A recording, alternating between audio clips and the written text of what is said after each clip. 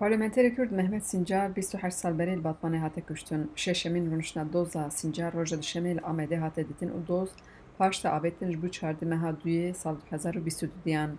Ji doza kuştina Mehmet Sincar gumanbarek tenê tê dadkirin lê piştî girtina dema dirêj a ceza sala 2019 de hat bû berdam bi şertê kontrola edlî.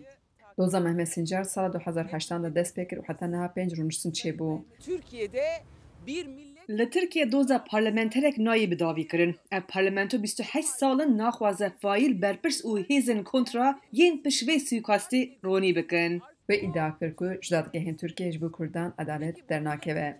Türkiye halkları Cihan Sincar jî destnîşan kir ku 28 sale bê navber ew ji bo edaletê tekoşînê dikin. Wê got ew ku jêran nas dikin û wiha dewam kir. قلت أنا 28 سال أف دوز دوام دكه أما جاردي أف جو حاكم هاتي جوهرتن يا هاتن جوهرتن أو دوز وجو يعني يقولوا